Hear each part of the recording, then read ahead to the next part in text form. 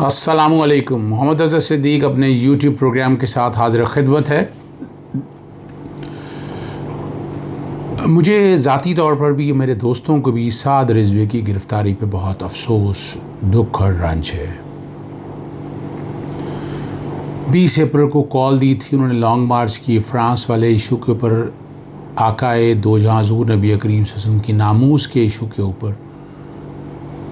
ख़ादिम हुसैन रिज़वी साहब ने एक बड़ा किरदार अदा किया उन्होंने, और आपके सामने है कि जो बहुत बड़ी एक साजिश थी ख़त्म नबूवत के हवाले से, इलेक्शन एक्ट के अंदर जो तरमीम की बात हुई थी, मौलाना अल्लाह वसाए से, शेख रशीद से, सबसे उठा कर देख लें, और इस मामले में जो किरदार ख़ादिम हुसैन रिज़वी साहब का है वो अमर हो गया है। नमाज़ जनाजा में ठाठे मारता हुआ समंदर, मेरे जैसा आदमी या आप जैसा आदमी क्यों ना बात करे इस इशू के ऊपर। कत्ल का कोई इल्ज़ाम था और गिरफ़्तारी आज कर ली, बहुत पहले हो सकता था। बात सुननी चाहिए और इशूज़ को सेटल करना चाहिए। नहीं आप समझ रहे कोई इश्यूज़ हैं तो पार्लियामेंट में लेकर जाएं इन मामलात को, और इन मामलात को उस फोरम के ऊपर सेटल करें ताकि लोग मुतमिन हो जाएं। अब हंका नहीं जा सकता जानवरों की तरह हर एक को। बड़ा नाजुक मसला है, इस पर कौम पूरी उठ खड़ी होगी। पहले ही मौजूदा गवर्नमेंट को बड़े महाज हैं, तो इस तरह के महाज नहीं खड़े करने चाहिए। आपके सामने एहतजाजी मुजाहरे चल रहे हैं, आंसू गैस का भी सुन रहा हूँ मैं, मुल्तान रोड पे भी और कई जगहों के ऊपर माल लोड बंद पड़ा है। तो ये तकलीफ़ तो फिर आवाम के लिए बड़ी परेशान कुन बात है। बिलावल भुट्टो साहब ने आज जो शोकास दिया था, रद्दी की टोकरी में फेंक दिया, फाड़ दिया, तार तार कर दिया उन्होंने। और CAC की मीटिंग के बाद, सबसे डिस्कस करने के बाद, और ये बड़ा वाज़ेह एक पैगाम दिया। और वैसे भी आपको बता चुका हूँ, आइनी और कानूनी हैसियत कोई नहीं है उस शोकास की। PDM एक जत्था है, एसोसिएशन ऑफ पर्सन है, क्या है, कोई कंपनी है, कोई फर्म है, या political parties, under the political parties registered है इलेक्शन में? ऐसा तो कोई नहीं है।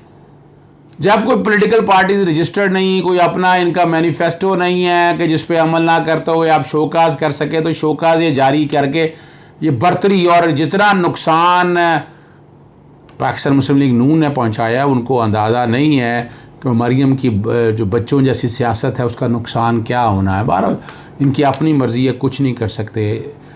बिलावल भुट्टो साहब ने एक बड़ी ज़बरदस्त कही है और बात उन्होंने, वो PDM उनकी है, और बात यही है कि इन्होंने ऑल पार्टीज़ कॉन्फ्रेंस करवाई थी और PDM का ऐलान वहीं से हुआ था, और अपोजिशन उनका सियासी हक़ है और इस बयानिए पर वो कायम है। और ये भी बात भी उन्होंने की कि अपोजिशन जो इस्तीफ़ा का ऑप्शन था वो आखिरी ऑप्शन है, ये पहले इस्तेमाल नहीं हो सकता। पर मुस्लिम लीग नून नहीं मान रही थी, असेंबलियों का बाइकआउट करना था, ज़िंदगी इंतखाब नहीं लड़ने थे, ज़िंदगी इंतखाब ज़िमनी इंतखाबात लड़े और जीते ना होता तो पाकिस्तान तहरीक इंसाफ आ जाती, सेनेट का इलेक्शन लड़ा, मैदान खाली नहीं छोड़ सकते थे। अगर मैदान खाली छोड़ दे तो पाकिस्तान तहरीक इंसाफ आ जानी थी और इतना बड़ा नुकसान हो, ज़्यादा पावरफुल हो जाना था इमरान खान ने। अब ये है, और मरियम बड़ी बातें करती थी, आपके सामने मौजूद है, और हो सके तो वो उसके क्लिप ज़रूर सुन लीजिएगा मरियम के, कि जिसमें वो हा हा हा हा कह के इस्तीफ़े ये पड़े हैं इस्तीफ़े, और ये कहा करती है इस्तीफ़े तमाम आ चुके हैं। जावेद अब्बासी और का इस्तीफ़ा आया तो उसे बैकआउट हो गई वो, ये हमने रिकॉर्ड पे देखा है सारा कुछ हमारे सामने है, चीज़ें हमारे आंखों से छुपी नहीं हुई, ओझल नहीं है चीज़ें ये सारी मरियम नवाज़ की। और बिलावल भुट्टो ने एक और बात बड़ी ज़बरदस्त कही, उन्होंने कहा पार्लियामेंट में रहना, वहीं रह कर लड़ना है। किसी सियासी, कोई एक सियासी जमात दूसरी सियासी जमात को डिक्टेट नहीं कर सकती, और इसमें डिक्टेट करने की कोशिश की गई है। और PDM के तमाम ओहदों से उन्होंने इस्तीफ़ा देने का ऐलान कर दिया।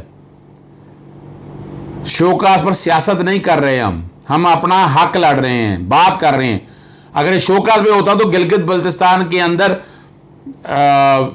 जो PML ने अपना लीडर खड़ा, अपोजिशन लीडर खड़े, तो उसको इस्तीफ़ा उस वक्त शोकास क्यों नहीं किया गया? स्टूडेंट से जब ये खिताब करते रही उस वक्त शोकास क्यों नहीं किया गया? और मुख्तलिफ तंजीमों से मिलकर अपने जज्बात का इजहार करते रही, या जो भी तो उस वक्त एतराज़ क्यों नहीं किया गया? उन्होंने बड़ा वाज़ेह रखा है कि वो ANP के साथ खड़े हैं और PDM उन मेरे फैसले के मुताबिक बनी और PDM को जिन्होंने नुकसान पहुंचाया उनको बेनकाब करेंगे वो। और वो बता रहे हैं कि मेरी माँ का मुकदमा जिसने लड़ा उसको अपोजिशन लीडर नामजद कर दिया। हमारे दोस्त हैं आज़म नज़ीर तारड़, वकील का अपना एक हक़ है, लेकिन वो एक असूलों की बात कर रहे हैं। ऐसे शख्स को साथ क्यों खड़ा किया, ये सवाल है, इसका जवाब नहीं है इनके पास। और बिलावल भुट्टो खुल के बोले हैं, बिलावल भुट्टो खुल के बोले हैं, उन्होंने बहुत सी बातें की हैं और उन बातों में चेहरा दिखा दिया। बहरहाल टूट फूट का शिकार है, क्रेडिट जाता है इमरान खान को कि उसने इन तमाम सियासी जमातों को नंगा करके रख दिया, चेहरे दिखा दिए। राणा सलाह उन्होंने बड़ी इधर उधर की बोंगियाँ मारने की कोशिश की, उस पर फिर किसी वक्त बात करेंगे, बड़ी बातें करने की कोशिश की, लेकिन एक बात है कि चेहरे बेनकाब हो गए हैं इनके। ज़ाती लड़ाइयाँ, गैर फितरी इत्तेहाद है, एक एजेंडा है अपना, उस एजेंडे पे चल रहे हैं। उस एजेंडे से कौम के लिए क्या सोचा है? कौम के लिए कुछ नहीं किया। सिंध के अंदर ही चले महंगाई ख़त्म कर दे, कहाँ ख़त्म की? नहीं ख़त्म कर सके। आप बता दें ख़त्म कर सके, आज़ाद कश्मीर में बता दें, वहाँ आज़ाद कश्मीर में तो वफाकी हुकूमत की हुकूमत नहीं है ना, वहाँ तो PMLN के उनके अपने बंदों की हुकूमत है, वहाँ ख़त्म कर दी उन्होंने। आपके सामने है, आपके सामने है, ये सारा कुछ रिकॉर्ड के अंदर है, आप देख सकते हैं। आपके सामने दूसरा जो पोजीशन रखनी है, सक्खर में खुर्शीद शाह का नायब के रेफरेंस में केस चल रहा है आमदन से ज़्यादा सासों पर, और जज काजी अनवर फरीद हैं, सूबाई वज़ीर वगैरह वहाँ पहुँचे होते हैं आपस में। जो असल बात जो करनी है कि वहाँ खिताब करते हुए उन्होंने खुर्शीद शाह ने कहा, मीडिया से जो गुफ्तगू करते कि PDM बहाल कर रहे हैं। PDM की बानी जमात पीपल्स पार्टी है, वही जो बिलावल भुट्टो ने कहा, वही खुर्शीद शाह ने। इत्तेहाद बनते और टूटते रहते हैं। PDM को कोई हक़ हासिल नहीं है कि वो पीपल्स पार्टी को शो करे। पीपल्स पार्टी हमेशा तनहा लड़ती है और वो खड़ी है। जहांगीर तरीन के सवाल पर उन्होंने बड़ा वाज़ेह कहा कि वो पीपल्स पार्टी में सियासत में कोई हरफ आखिर नहीं होता, दोस्ती या तो आखिरी दुश्मन नहीं होगा, वक्त बताया गया कौन कब आ रहा है। अभी आपके सामने और कोरोना स्पुटनिक के हवाले से बड़े लोगों के सवाल थे कि कीमत अभी मुकर्रर की बहुत ज़्यादा कीमत है। मैंने भी एक एप्लीकेशन दायर की, सुबह लगी हुई है कि स्पुटनिक मेडिसिन के हवाले से क्या काम कर रहे हैं, क्या हालात और वाक़यात सामने आए को हमको बताए जाएँ, और सेक्शन 12 जो है वो बहाल हो जाए तो वफाकी हुकूमत जो है ना कीमत मुकर्रर कर देगी। ये सिंध हाई कोर्ट के अंदर है, क्योंकि ड्रैप के वकील ने कहा अगर इतनी दिलचस्पी में फैसला में दिलचस्पी ले लेना तो अच्छी बात है, मगर ऐसा नज़र नहीं आ रहा। और ये सवाल अदालत ने पूछा कि अगला कंसाइनमेंट कब आ रहा है, और इस पर मखदूम अली खान जो वकील हैं स्पुटनिक जो पाकिस्तान में ला रहे हैं, उन्होंने कहा कि अभी हमारी कंसाइनमेंट पाइपलाइन में नहीं है। और जो इस पर ड्रैप ने कहा कि जो कंसाइनमेंट स्पुटनिक की जो कीमत मुकर्रर की अगली पर भी वही नाफुज़ुल अमल होगी। तहरीरी दलाइल मांगे हैं अदालत ने, और कानूनी नुकात पे मुशावरत करने का कहा है कि जो मुशावरत आपस में करनी है 10 रोज़ के अंदर। सिंध हाई कोर्ट ने कहा है कि कोरोना वैक्सीन की कीमत मुकर्रर कर दें। अच्छा फ़ैसला है कि 10 दिन के अंदर कीमत आपके सामने मुकर्रर हो जाए, और कीमत मुकर्रर होने के बाद कानूनी नुकात पर फैसला करेंगे कि ड्रैप का रोल क्या है, वफाकी हुकूमत का क्या है। तहरीरी दलाइल उन्होंने जमा करवाने का कहा है अदालत के सामने। एक जो इशू है ना बड़ा सीरियस है, सिंध हाई कोर्ट में चल रहा है कि नैब के जब प्ली बारगेन कर लेते हैं, पैसे दे देते हैं सरकारी अफसरान, उनकी दोबारा तैनातियाँ कर देती हैं और रज़ाकाराना तौर पर रकम वापस करके ओहदे पर कायम आ जाते हैं। इस पर बड़ी वाज़ेह तौर पर कि फ़ैसला आ चुका है, ऐसे लोगों को रखा नहीं जा सकता। इस पर उन्होंने कहा कि मामला सुप्रीम कोर्ट में पेंडिंग है।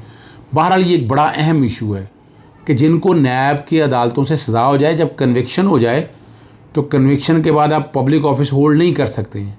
तो प्री बारगेन भी आप सेंटेंस तो नहीं है, लेकिन कन्विक्शन है अपनी जगह पर मौजूद है। तो असली तौर पर तो बड़ा एक लीगल सवाल है कि जब आपने प्ली बारगेन कर लिया तो आप तो सरकारी ओहदा को एंजॉय नहीं कर सकते हैं 10 साल के लिए। ये नैब का सेक्शन 15 बड़ा क्लियर है। और आपको शहबाज शरीफ, कैप्टन सफदर, मरीम नवाज़ को सजाएँ हुई हैं, 10 साल के लिए नाअहल हैं, सुप्रीम कोर्ट ने वो एक अलहदाबाद नाअहली उनकी 62(1)(f) के तहत वो ताउम्र नाअहली है, वो सारी रिकॉर्ड की चीज़ें हैं, आप यहीं से सोच सकते हैं। अब ये मामले सारे आपके सामने रख दिए हैं, कोशिश की है मुख्तसरन आप तक एक एक चीज़ सारी आ जाए, कोई कन्फ्यूजन न रह जाए। इजाज़त दीजिएगा। अस्सलाम वालेकुम, खुदा हाफिज़।